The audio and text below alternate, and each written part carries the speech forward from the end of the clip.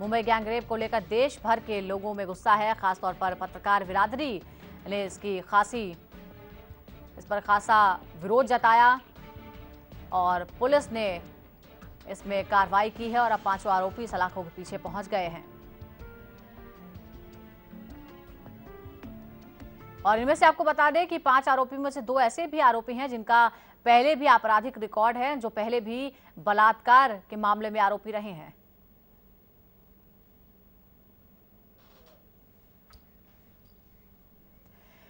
तो आपको बताते हैं कि वारदात के बाद से अब तक क्या कुछ हुआ है इस मामले में। मुंबई गैंगरेप केस में अब आखिरी और 5वां आरोपी भी गिरफ्तार हो चुका है। 5 आरोपी इस मामले में मुंबई क्राइम ब्रांच ने इस आरोपी को पकड़ा है। दिल्ली से इसकी गिरफ्तारी हुई है। क्राइम ब्रांच की टीम दिल्ली आई और यहां पर उसे गिरफ्तार किया। इसका नाम सलीम अंसारी है।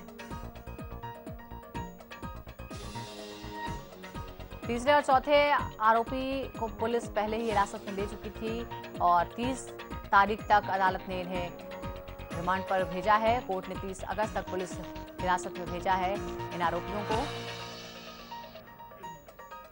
तीसरे आरोपी का नाम सिराज है। चौथे आरोपी का नाम है कासिम बंगाली।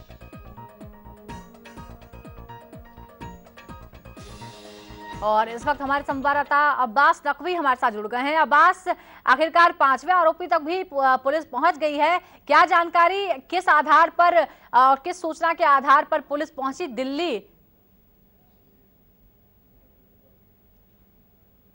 अब्बास, अब तक मेरी आवाज पहुंच रही है? करने में सबसे बड़ा जो जी सुजाता, इस केस को हल करने में अगर सबसे अहम भूमिका जो निभाई है वो जो मुंबई पुलिस ने जिस शिनाख्त पर स्केचेस जारी किए थे उसमें सबसे बड़ी भूमिका उसकी पाई गई।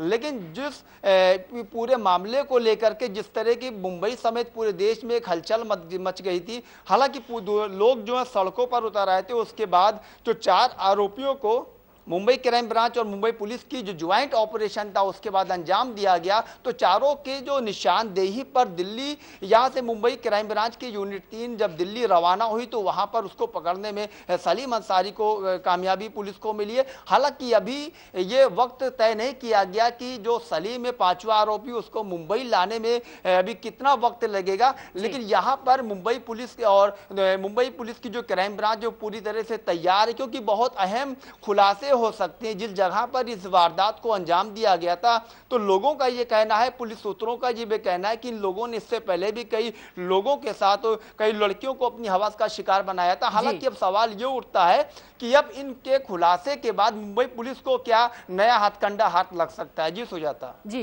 बिल्कुल अब्बास, जिस तरह से आपने कहा कि इनमें से कुछ लोगों का पहले भी आपराधिक रिकॉर्ड रहा है, सवाल बड़ा ये भी है कि जिस दिन ये घटना सामने आई थी, क्या पुलिस को उस दिन ये बात मालूम नहीं थी?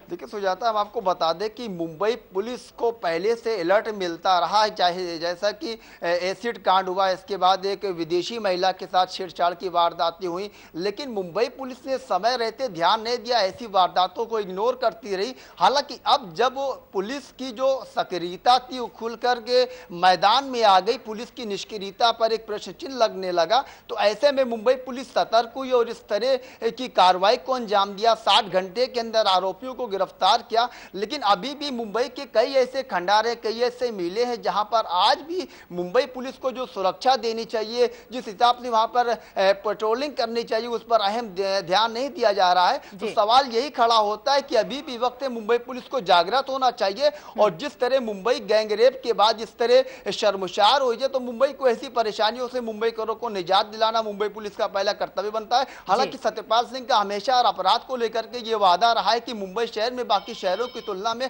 अपराध का जो ग्राफ है लगातार घट रहा है, लेकिन अब जो आंकड़े आए हैं उससे मुंबई पुलिस को शायद अब सवालों के घेरे में खड़ा कर दिया है। बिल्कुल सवालों के घेरे में है मुंबई पुलिस और मुंबई की कानून व्यवस्था। एक के बाद एक इस तरह की घटनाएं हो रही हैं और गैंगरेप मामले में 5 आरोपियों को हालांकि पुलिस ने गिरफ्तार कर लिया है, लेकिन इस तरह की घटना हुई ही क्यों, ये सबसे बड़ा सवाल है। फिलहाल इससे पहले ही आरोपी जो हैं 4 वो पुलिस रिमांड पर हैं और अब 5वें को भी गिरफ्तार कर लिया गया है। दिल्ली से उसकी गिरफ्तारी हुई है और उसके बाद यहां से उसे मुंबई ले जाया जाएगा।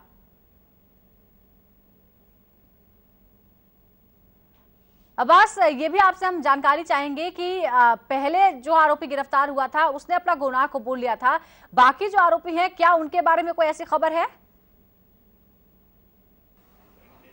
सुजाता, हम आपको बता दें कि ये जो चारों आरोपी यानी कि 5 आरोपी जो मुंबई पुलिस की गिरफ्त में आए हैं, इनके अगर पिछले रिकॉर्ड को खंगाला जाए तो कई लोगों के, चारों के ऊपर, पांचों के ऊपर आपराधिक मामले दर्ज है मुंबई के अलग अलग थानों में। किसी के ऊपर रॉबरी का है, चेन स्नैचिंग का है। तो सवाल ये खड़ा होता है सुजाता कि ऐसे अपराधियों को छुट्टा घूमने के लिए मुंबई पुलिस को कहां से इजाजत दी गई? इनके ऊपर ऐसी बंदिशें क्यों नहीं लगाई गई ताकि इन्होंने जिस तरह कानूनी व्यवस्था की जो धज्जियां उड़ाई उन पर पाबंदी लग सकती है। हालांकि अभी भी वक्त है, मुंबई पुलिस को सतर्क रहना चाहिए और ऐसे जो आपराधिक नेटवर्क है, जो ऐसे गिरोह है मुंबई में जगह जगह नशाखोरी को अंजाम देते हैं, ड्रग्स माफिया गिरोह से संबंधित रहते हैं, इनके ऊपर भी लगाम लगनी चाहिए। तो पूरा जो जिम्मेदारी है मुंबई पुलिस की बनती है कि परसों की जो घटना है गैंगरेप की जो महिला पत्रकार के साथ, उससे सबक सीखे और इसके बाद मुंबई को जो शांति और अमन की नगरी कही जाती है, बिल्कुल पहले सबक नहीं लिया। अगर पहले ही इन अपराधियों पर कार्रवाई होती, इन्हें सजा मिल जाती